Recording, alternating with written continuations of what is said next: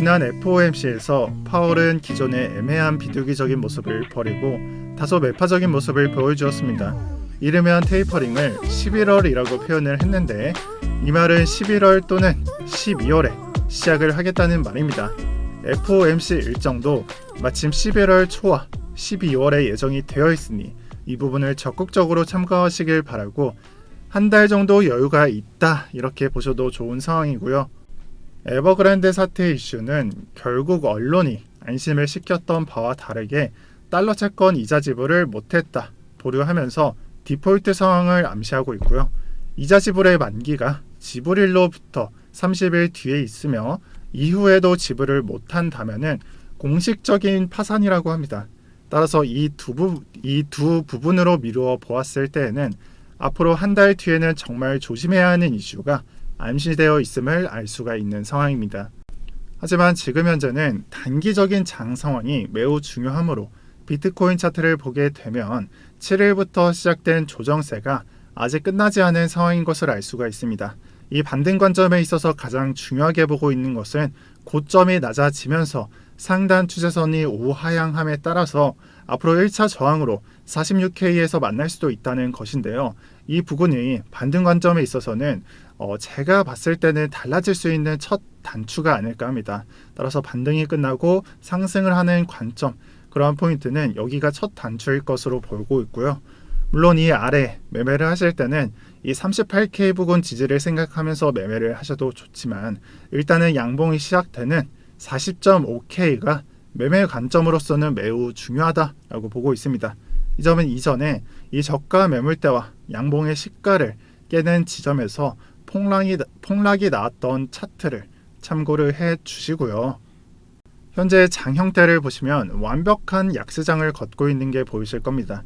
이 점은 지난 일주일 동안 도미넌스의 한계로 발생하고 있다라고 설명을 드렸으며 여기서는 잡코인장만 유효할 것이다 라고 보았는데 잡코인마저도 여러분들이 차트를 보시게 되면은 이렇게 빔 형태로만 반등이 나온 걸로 봐서는 알트코인의 반등이 크게 나올 수 없는 구간인 것을 알 수가 있고요.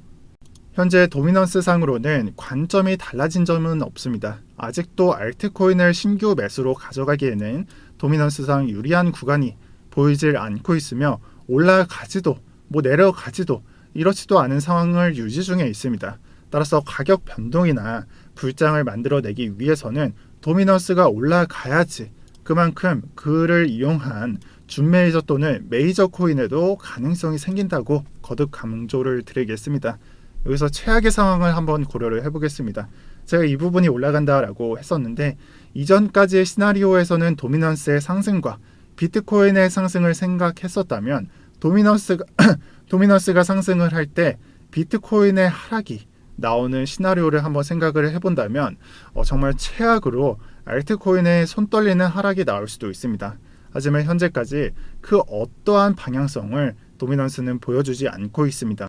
여기서 조금만 더 깊게 파고들면은 저는 이전까지 차트를 17년도 차트와 비교를 하면서 앞으로 도미넌스가 올라가는 상황에 대비해야 된다라고 말씀을 드렸는데 근데 시작 지점이 이 지점이 아니라 이 지점이라고 보았을 때는 긴 기간 동안 변동성이 없는 구간에 돌입할 수 있음을 아셔야 합니다. 그렇게 된다면 올라갈 때까지 정말 불안에 떨면서 코인장 망했다, 대금이 안 올라온다, 18년도에 그 대하락 전과 같다 이런 얘기가 지난 5, 6월 장과 비슷하게 많아질 것이고 많은 분들이 떨어져 나가겠지만 제가 여러분들한테 확실히 말씀드릴 수 있는 것은 이 올라가는 구간 전까지는 비트코인으로 들고 있으셔야 덜 하락하며 더 많이 상승해주는 결과를 얻을 것입니다. 또한 여기에 더해서 심리적인 안정성 또한 찾을 수가 있겠죠. 나스닥 차트에서는 차트가 조정을 멈춘 형태로 보여주고 있고 그렇다고 크게 상승하는 차트도 아닌 것을 알 수가 있습니다. 그래서 지난 시간에는 나스닥의 상승, 하락분을 설명드리면서 비트코인의 나스닥의 하락분은 귀신같이 쫓아간다라고 말씀을 드렸었는데 나스닥이 횡보할 때는 어떻게 될까요? 7월 20일부터 8월 19일까지 나스닥은 한 달이라는 긴 기간을 횡보해 주었습니다. 그리고 비트코인은 이 7월 20일부터 이 한 달 동안 대반등 차트를 만들어 주면서 이전의 고점 근처까지 가격을 형성해 주었었습니다. 지금 현재는 그 고점을 찍고 내려온 상태에 있습니다. 만약 나스닥 차트가 이전과 비슷하게 횡보 차트를 만들어 주게 되면은 비트코인으로서는 오히려 좋은 상황입니다. 투자 자산으로서 한 자산의 매력도가 떨어진다라는 것은 다른 자산으로서 이동할 수 있음을 의미합니다. 국내 증시와 코스피가 재미없어지자 국내인들은 해외 자산으로 돌리며 투자를 이어나갔습니다. 이 나스닥의 투자 자산이 100% 이동할 일은 없겠지만 혜택을 받을 수도 있다라고 말씀을 드리고 싶고, 이전에 나스닥 차트가 횡보했을 때 비트코인이 상승한 점을 적극적으로 참고해 보시길 바랍니다. 현재 플랜 B의 트윗을 들어가 보면은 내 아이디어 상으로는 이 10만 달러가 가능하고 이 타임스태프 상으로는 3만 달러가 보인다. 그리고 나는 내 아이디어를 믿는다라고 적혀져 있습니다. 제가 예전 영상에서 플랜 B나 윌리우가 두 가지 가능성을 제기할 때가 가장 조심해야 할 때라고 말씀을 드린 적이 있습니다. 지금이 그런 상황이고요. 이전에 18년도 장에서도 두 가지 가능성을 제기한 다음 투표까지 진행을 했었고, 그 다음 바로 폭락을 맞이했었으니 이 S2 모델, 스톡 투 플로우 모델을 맹신하기보다 오히려 조심해야 하는 시기라고 말씀을 드릴게요. 특히나 이번 하반기에는 정말 조심을 하셔야 합니다. 자, 앞으로 내일이면은 특금법이 시행되면서 코팍스 같은 거래소는 이미 원화 페어를 제거하면서 본격적인 특금법 이후 시장을 형성하고 있습니다. 여기서 문제가 되는 것은 해외 거래소에서 이 업비트 간 출금 또는 코인 정송이 가능하냐 불가능하냐, 여러분들이 바는에서 또는 바이비트 거래소에서 출금을 할 수 있냐 없냐일 겁니다. 현재 업비트상 공식 질문 답변으로는 시행 이후에도 코인 전송이 가능하다라는 답변이 나온 상태이지만 고객 확인 제도, 고객 확인이라는 조건부를 달면서 답변을 주고 있어서 다소 애매한 스탠스를 취하고 있는 상황입니다.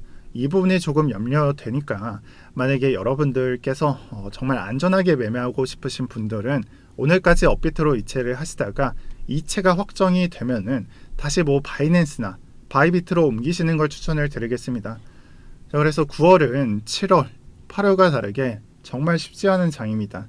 특금법, 헝다, 테이퍼링 등 이제는 코앞에 직면해 있는 문제들이 많고, 이전의 상승세도 조정세로 바뀌어서 정말 매매하기가 쉽지는 않으시겠지만, 여러분들이 이번 장에 제가 제시해드린 것과 같이 비트로 매매를 하시면서 버티시다가 장세가 회복되면은 다시 알트코인으로 전환하시고 그렇게 매매를 하신다면 저는 더없이 좋을 것 같습니다. 자, 그래서 오늘 영상은 여기까지 할 거고요. 오늘도 편경장이었습니다. 자, 시청 감사드리고 다들 좋은 주말 되세요. 감사합니다.